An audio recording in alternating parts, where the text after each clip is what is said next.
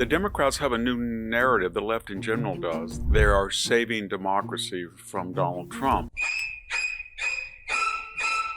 That justifies almost any means necessary to achieve the end of destroying or preventing Donald Trump from governing effectively. The problem with all of this is they are destroying democracy to destroy Donald Trump. James Carville said that they have to get tougher. That's the new mantra. Got to get tougher, got to get meaner. Hikem Jeffries picks up his baseball bat. Cory Booker screams and yells and throws a fit about every 3 weeks in the Senate. But you can see the anger. And now the new idea is that they haven't been tough enough. In fact, the opposite is true, everybody. You have been the most vicious and the most abject subverters of democracy, all for the short-term gain of destroying Donald Trump.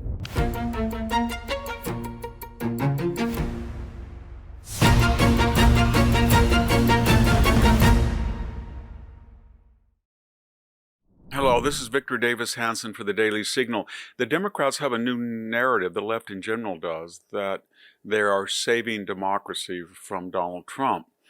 And that justifies almost any means necessary to achieve the end of destroying or preventing Donald Trump from governing effectively. The problem with all of this is they are destroying democracy to destroy Donald Trump. What do I mean? One of the issues that they are agitating is the redistricting of congressional districts in Texas, in California now. And the general problem the left has is if you look at gerrymandering to make these jigsaw puzzle piece-like districts, the left is way ahead of the right. In other words, states that have proportions of 30 to 40 to 50% for Donald Trump do not have that level of representation in the Congress.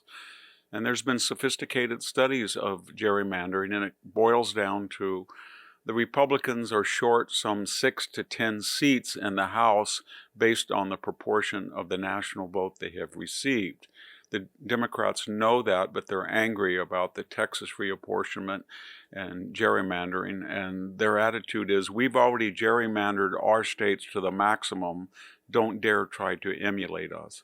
James Carville said that they have to get tougher. That's the new mantra. Got to get tougher, got to get meaner. Cory Booker screams and yells and throws a fit about every 3 weeks in the Senate. Hikem Jeffries picks up his baseball bat. There's usually a video with the squad or representatives using the word shit or the F word, kind of pornographic. Jasmine Crockett periodically calls Donald Trump names that can't be repeated on air. But you can see the anger. And now the new idea is that they haven't been tough enough. They have been too tough. There's been 3 great scandals in the 21st century. The first was the Russian collusion hoax that was prompted by Hillary Clinton and facilitated by the Obama administration on its way out, that almost destroyed the Trump campaign, sabotaged his transition, and ate up 22 months of his first 2 years. The second was the Biden FBI and CIA, but especially the CIA and the intelligence agencies, got 51 people, former intelligence authorities, to lie to the American people on the eve of the second debate to affect the 2020 election and claim falsely that Donald Trump was lying about the laptop of Hunter Biden, that it was fake, that it was a Russian production, and Donald Trump then was colluding again with the Russians. That was a complete lie. It was Hunter's laptop, we know, because the FBI had it in its possessions and authenticated. And finally, the great scandal that the Democratic Party and the obsequious media knew that Joe Biden was non compos mentis. He was not cognitively able to fulfill the office of the presidency, and they kept that from the American people until they could no longer keep it when he finally challenged Donald Trump to a debate and melted before our very eyes, sort of like the Wicked Witch and the Wizard of Oz. He melted into a non-entity. So my point is, if you look at the Democrats, they have staged 3 great scandals to try to destroy the Trump administration and, by extension, democracy.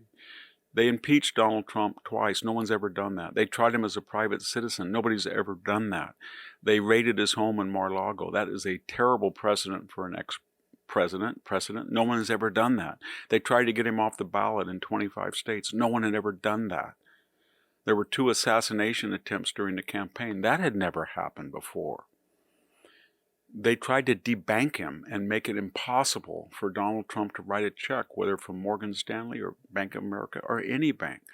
So my point is this: when James Carville says we're going to get tough, we're going to get really tough, and we're going to let in Puerto Rico and Washington, D.C. to get 4 senators, or we might have to pack the court to 13, Justice, I'm thinking, well, you always were going to do that. You were going to pack to 15. In fact, if you had not lost the House and Senate during the Biden administration, had you had a normal president that was in control of his mental and physical abilities, then you would have not only packed the court and not only, as you promised, let in 2 states, but in addition, you would have gotten rid of the Electoral College by the hook and crook of the National Voter Compact, and more importantly, you would have abolished the Senate. So the problem, James Carville and Democrats, is that you have sabotaged democracy, and you've done things that no one has ever done before to an oppositional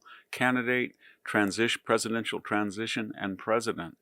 And now you're furious because you're on the 40% side of every issue that's dear to you, from the trans issue to the border issue to the crime issue to the Green New Deal issue to foreign policy.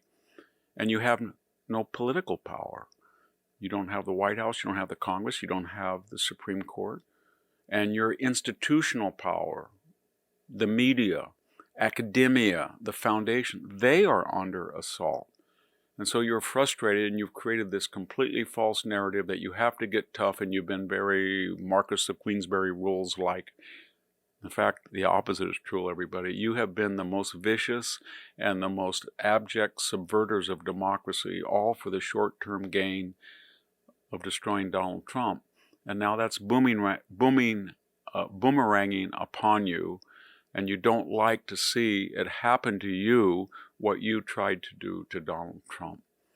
And there's a whole vocabulary cross-culturally for what is happening to you now. It's called payback is a blank, karma, boomerang, do unto others as you should do unto you, only eye for an eye, tooth for tooth. But this is called retribution, and it's fully earned for what you've done to democracy, as long as it's legal and it's necessary. But you're angry because you're impotent, and you've created false narratives that Donald Trump is doing what you have actually done. And what is that? Destroying democracy. Thank you very much. This is Victor Davis Hanson for the Daily Signal. Thank you for tuning in to the Daily Signal. Please like, share, and subscribe to be notified for more content like this. You can also check out my own website at victorhanson.com and subscribe for exclusive features in addition.